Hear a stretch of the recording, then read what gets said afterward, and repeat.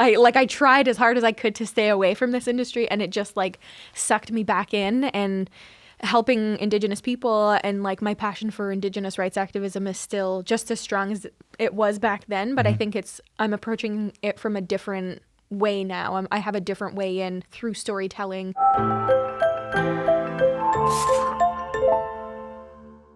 It's been a while. How are you? It's going well. I mean, it's great. I think this is my first time actually recording in studio. I think we've only ever recorded remotely for COVID reasons before. Is that true? We've only ever been Zoom pals? We've only ever been Zoom pals. This is the first time we're like in a room together. So I have a lot to get to. That sounded more intense than it means to be. Backspot premiere in Toronto last night. How did it go? Oh, it was incredible. I think being a part of this project and working on it for the past 6.5 years as a producer, and then getting to have it be full circle. We filmed it in Toronto. It's like financed through Canadian dollars, and then getting to premiere it at the Yonge and Dundas Cineplex last night, surrounded by like not only cast, crew, but also like Torontonians who we're just big fans of. I don't know. We were feeling the love. It was really special. And now the Radius Award celebrates you as an artist with global impact. What does that mean to you? I mean, I remember being at the CSAs back in 2013, and it was when I was nominated for Rhymes for Young Ghouls, which was the first leading role I had ever played. And I just remember like looking around at the room and knowing no one virtually, and anybody I did know were like the Podemskis, who I had admired so much, and was just like, but so often at the CSAs, it's like everybody kind of coming back together in the same room and getting to like share the love, but I didn't know anybody, and I didn't think that there would ever be a time where I would actually get to like, I don't know, break into the industry. So for me, getting this award means so much because it makes me reflect on that time and to see like how far I've come in these past 11 years and what it's meant. So yeah, I don't know. It's got me all emo about it. I can tell. You're going to get one of these swoops now in a minute. We're going to start playing Fall Out Boy in the background. It's going to be great. How did acting first come into your life? I was always a ham. I like have home videos from when I was a kid and would like write and direct and like star in, and I even like made the credits and all that, very embarrassingly. Well, what were the films about? What were the home videos about? Who knows? Anything and everything. Come on, you know. Like, was it like, were they plays? Were they fictional? Were they documentaries? They were literally all of the above. Sometimes they were skits where I was like Stevenia Irwin. I don't know. Just like I was a ham and finding crocodiles in the backyard. Yeah, you know, sure, just like random stuff. Yeah. And but yeah, I like was always interested in it. I joined the Turtle Island Theatre Company, which is a community theater on my res in Kahnawake. So like my first role was a Munchkin in The Wizard of Oz. I was always interested in that. But it was like I had done a couple roles here and there out of Montreal, but it was really Rhymes that was the first project that changed the trajectory of what I knew that I wanted to do, but it provided an avenue that felt like a real possibility. Let's get to that. So you were doing the theater company. Did you feel like a sense of like, okay, this is it. This is the mission. This is what I want. This is meant for me? I mean, yes and no. I think with the theater company, like with Turtle Island, I loved it and I knew how much I loved it. I always wanted to be a storyteller, but I had gotten like an agency out of Montreal and had done a couple commercials and had booked like a couple day player roles on different projects. And when I went from being like a child actor, not that I was like a super well-known child actor, but like I had a handful of roles from the time I was like 13 until 19. Yeah. And it was that point where I was like, oh, this isn't as easy as it was when I was a kid, where you just do what's on the page and everybody's like, oh my God, that's amazing. I can't believe she can do that. Yeah. And then I was like, oh, this is really intimidating and there's so much skill involved and I don't think I'd be able to do it. So instead of going the theater route that a lot of people thought I would be going, I went to study at John Abbott College in their youth and adult correctional intervention program. And I used to work at the Native Women's Shelter of Montreal. And the idea was to go towards social work because I thought if I can't pursue my love of film and television and acting, then I want to be able to help Indigenous people. And so that was really like, I had chosen that was going to be my life path, and I had almost given up on acting. And then Jeff Barnaby's Rhymes had come across my email for an audition, and it was the first time I had ever read a script like that. It was the first time I saw myself in a character, or like my mom or my community. And also, yeah, it was the first time I had ever really worked with a writer director who was Indigenous before, and it blew me away, and I fell in love with the character, and I was like, it was the first time I could really sink my teeth into something, and I got it. It was, I know Jeff, who is the late and great and ferocious Jeff Barnaby, who is also a dear, dear friend of mine, fought for me to get that role because I think some of the financiers didn't see it. But we did like 5 auditions to be able to convince them. And, but yeah, from that point on, I was like, oh no, I can carry a movie. Oh, I do really love this. And like, I can't not. I tried as hard as I could to stay away from this industry, and it just like sucked me back in. And helping Indigenous people and like my passion for Indigenous rights activism is still just as strong as it was back then. But I think I'm approaching it from a different way now. I have a different way in through storytelling, and then also being able to like hopefully advocate for and highlight and platform artists and activists who are on the front lines. I've never heard you talk about how Rhymes for Young Ghouls, you felt you saw something of your, I think I was trying to remember what you said there. You said something like, I saw my mom's story, I saw my story. Can you tell me a little bit more about that as much as you're comfortable? Yeah, I mean, I think just like personality of Ayla, I think getting to dive into her skin. Like my mom is somebody who survived a lot of things, and I think Ayla's kind of a cockroach where she like is able to survive so many things and get through to the other side. And also there were conversations about like residential school and mass graves, and I really believe that if this film were to have come out in the past couple of years, that it would have had an even greater impact than it did then, because they're like, I don't know that the industry was even fully ready to hear those conversations and those truths of what happened. But yeah, there were definitely elements of like my mom's tenaciousness and ability to survive that I recognized. I think back when I was like I had decided for myself, even though it wasn't explicitly written, that Ayla was queer, and kind of getting to sink into that, I think, was my first inklings of my queerness too. So there was just different elements of deepening into myself and the work and my craft that I think was able to set me up for pursuing this. And then getting into the industry and moving to New York and realizing that there were only like stereotypical Pocahontas type roles was a whole other awakening. That happened, hey? You went down yeah. I was like, I had saved up. I moved to New York by myself. Where'd you live? I lived first in Prospect Park South, and then I lived in Bed-Stuy in Brooklyn. Devery in the big city. Okay, yeah. I'm seeing the VHS right now. And then, okay, so then what happens? You get there and... Oh, I get there, and then the only auditions are for, like, The Revenant or, like, I don't know, anything. There was another project, and I remember having to call my agent up and say, like, if I'm going to do a sex scene, it can't be in a bed of furs or in buckskin. Right. Like, it just feels too icky to me. Yeah. Like that was kind of what I was dealing with. And yeah, so it was tough. And I remember meeting with a director, and she was saying, well, what are some of your dream projects? Like, I like to ask actors that, and then maybe we can collaborate on a short film or something. And everything kind of went off for me because I was like, nobody's ever asked me that before. What do you mean? What are my dream roles? What do you mean? What are my dream stories to tell? And so I like proceeded to have an existential crisis for 2 months, but I was like, I will get back to you. And when I did, I wrote the email of my life. It was so impassioned. I was like, here are all the stories I resonate with, and here's why. And this director was just like, that's so incredible. These are so inspiring.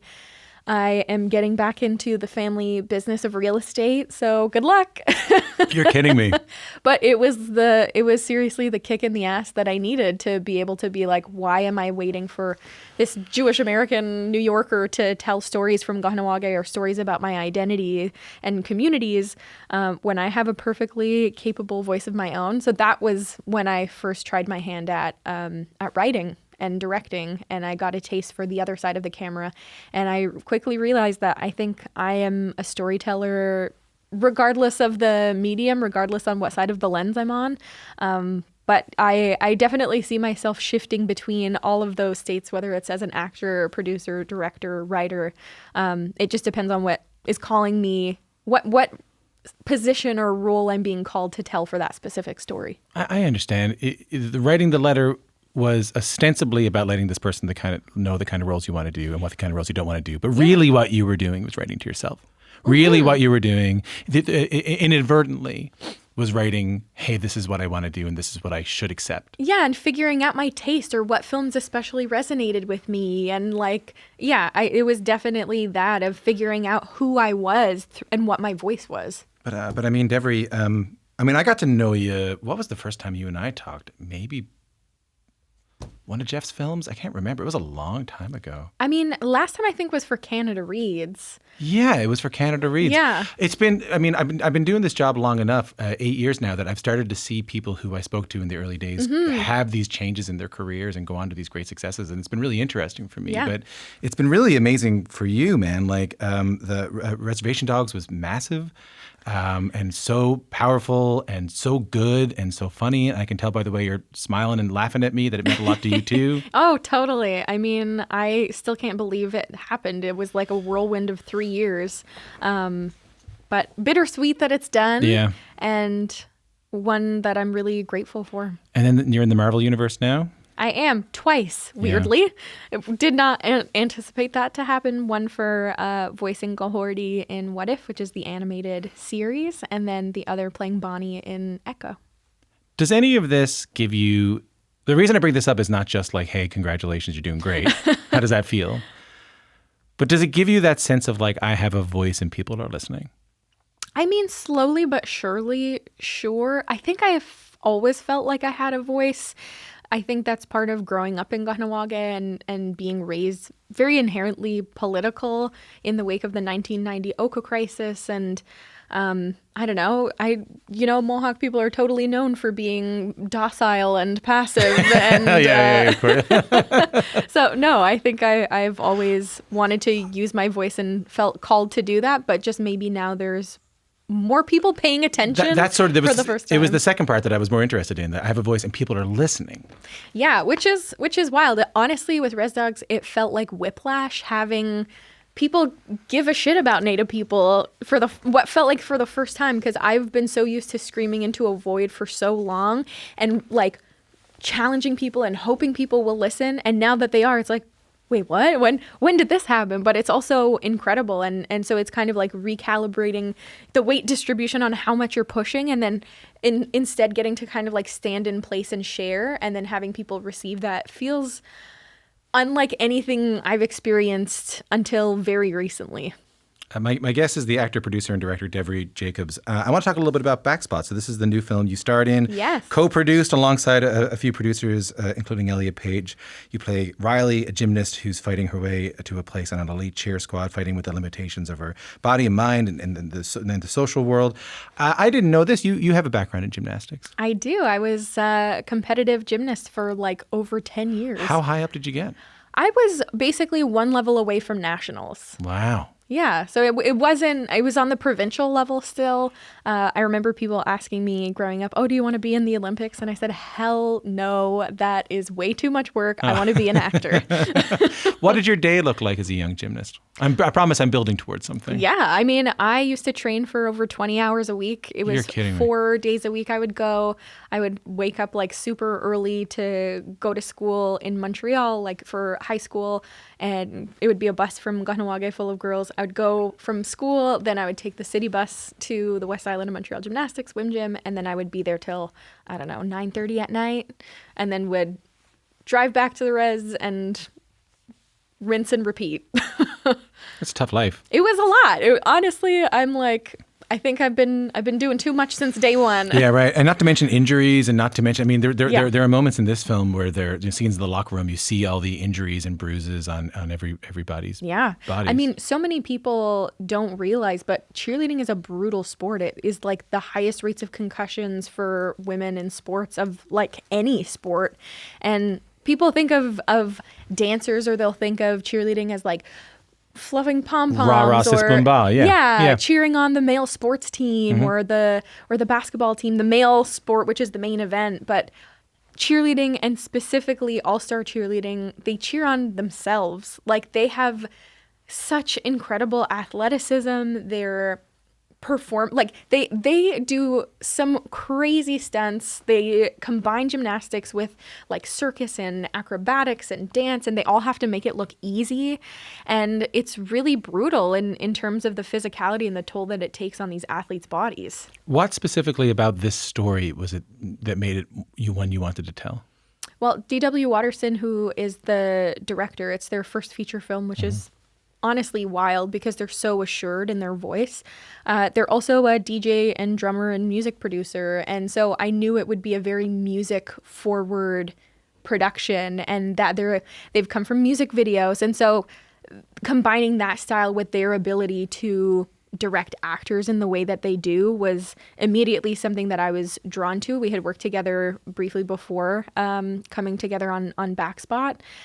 We now have a production company together, but yeah, I think they approached me with this concept. They essentially wanted to shoot Backspot the way a male director might shoot a sports film or a football film. And in the sense that they had no idea I was a gymnast at the time. Oh, that's sort of what I'm building to. Yeah. And so it like was really, there was a lot of synergy. And in terms of the story that really got me interested in and how we developed it as producers almost 7 years ago was exploring the relationship between Riley and her coach and what it means to be a young athlete who's out, who's queer, and who learns that her coach is also queer, and delving into that generational gap between some queer folks and lesbians and bisexual women, of like, sometimes with elder queers, there is a little bit of resentment that can harbor for how out and open we can be now. And there's like sometimes in the case with DW and myself, we've both experienced relationships with elder queer mentors or elder queer folks in the community where there has been that tension. And that's not to say that young people are perfect also. I think there's sometimes like a taking for granted of all of the work and plight that elder queer folks have had to undergo in order to have the rights that we do now.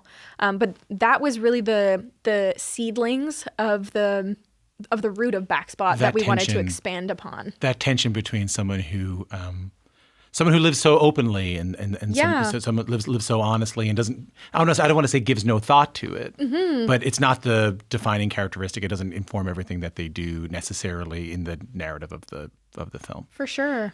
Versus the gym teacher. It's very, very interesting. Yeah, and from then on, we worked with Joanne Sarrazin, who is an incredible screenwriter, and we worked on shaping and developing the film. Elliot Page came on a couple years later as an executive producer after I'd had like a general meeting with him. Yeah. And he happened to be on the call, which I wasn't expecting, and he read the script and he was really interested in it, and he came on board. And after that point, that's when doors really opened to be able to make this project. Were you brought back to any of those old days, those tough days in the gym? Oh, yeah. I mean, leading up to it, I am a young person, but I am not as young as these teenage cheerleaders. Right. And it was humbling to be able to be in that space with them. But I was doing open gymnastics, open cheer, physiotherapy, personal training, yoga, stretching every day to get my splits back. Like, I did all of my own stunts except for one in the film. And there's a oneer for the final cheer performance. A oneer, for people who don't know, is like a one continuous take. There's no cuts. Right. And so it meant that I had to be the one doing it. And it was really intimidating because I didn't have a stunt double for most of the movie. I knew that if I went down, the whole production would go down, and I didn't want that. So it was a balance between training and making sure that my body was physically ready for this seriously most challenging role physically I've ever played in my life, but also to make sure that I was taking care of myself in the process and setting boundaries, telling DW, okay, I have 2 more tumbling passes in me, right, and we got to get them in that time because I'm starting to feel tired or something. But yeah, that's kind of the physical aspect of preparing to play Riley. But did you go back in your memory at all to the old days? Did you? I mean, oh yeah, all of the muscle memory is there. Like, I know how to backflip. I remember how to do it. That's a nice feeling. It is, and it's there's something that you have to do where you just like turn your brain off and trust your body in the process, which I haven't had a chance to do since I was a gymnast. That's sort of what I was wondering. Is there something emotional there of like, oh, that's who I was? Like that was me. That was such a big part of my life, and now I'm back to it. Oh yeah, it feels like another lifetime ago. And I was also so young when I was a gymnast, and I'm in a very different part of my life now. But it's been a really beautiful way to even like reconnect with my old coaches who've seen the movie. And they said, reconnect with my old gym. Not a great tumble. Oh no, I'm like, my legs are split apart, but no, I could go off on my tumbling passes. They wrote you a letter saying like, hey, they're like, stop shouting us out. This doesn't represent our gymnastics. What gave you the 2 questions left? What gave you the most joy while you were working on this film? Oh my gosh. I think there were 2 things that gave me a lot of joy. One was being able to work with DW and like see them in their element, because we've been working for so long together and it's their debut feature. And I think they're just like such a force. And the other was getting to form this film family with the cast of Backspot, whether that's the actors who are from Cheer Fusion All-Stars in real life who played the Thunderhawks, or whether that's the actors who I got to know and become close with. Like, yeah, just getting to dive into those performances with those actors who I now love and consider to be friends and family. It honestly, this role, and I'm very proud of a lot of roles in my life for many different reasons, but I think this is the one that I'm most proud of in terms of getting to showcase like the 3-dimensional aspects of a person, because Riley goes through like every emotion in this movie, whether it be joy or silliness or being really fraught or riddled with anxiety or determined and everything in between. So it's one that's really special to me, and one that I for sure know I never would have been cast in a role like this had I not created it for myself with DW. Last question is, I want to come back to the Radius Awards that you're being honored with. Yeah. It's for a Canadian artist whose impact is felt far beyond, here. Typically, when I ask this question, I don't like to ask it because generally it elicits a very specific answer. Okay. Generally, I hear a lot of like, well, I'd like to direct. Mm-hmm. You don't strike me as the kind of person who's going to give me, I'd like to direct, or I'd like to learn how to do cinematography when I ask this next question. Okay. There seems to be a greater perspective here. This is an award given to someone who's making waves globally. What do you want to do next? Well, I'd like to direct. I like to get better at tumbling. You set me up for it. I know. No, I mean, I actually would like to direct. No, but you know what I mean. Like, what do you? Yes. In terms of like the grand scheme of things, I just had. By the way, you're allowed to say you want to direct. That's I should be clear. The answer that I normally get is, what would you like to do next? And they'll go like something with Bruce Willis, like that kind of thing, or like, oh, maybe a CW show. You know what I mean? That kind of thing. Sorry, go on. No, I am working on my directorial debut for a feature. I brought it to the Sundance Lab. It's a feature film called High Steel. I'm also working on another feature with DW under our production company, Night is Why. We're working on a graphic novel together. I am also working on a Christmas movie on Amazon Prime with some of like basically the most stacked cast I've ever encountered ever. Like who? Can you tell me? Michelle, yeah, it's been announced. Michelle Pfeiffer, Felicity Jones, oh my gosh, sure. I'm gonna. That's all right. Don't worry about it. Chloe Grace Moretz. Like, it's wild. It's like, it's a really stacked cast. So that's what I have coming up next. But in terms of what I would like to do, I just want to keep telling stories that I'm really passionate about and ones that really speak to me as an artist in front of the camera, behind the lens. But also one of my friends, Gulshan, who was a writer on a film I did called This Place, she said to me the other month that she just wants to become a worthy elder. And I think that was something that really resonated with me. And I would love, in the time that I have here, to become a worthy elder in this industry, a queer elder, an Indigenous elder, a Mohawk elder, and somebody who leaves this industry a better place than when I first came into it. And I just, that's what ultimately I hope to achieve in this time that I have here. Well, aren't I glad that you decided to come in? Oh my gosh, thank you so much for having me. Come on, thanks so much for coming. Nice to hang out in real life. Yes.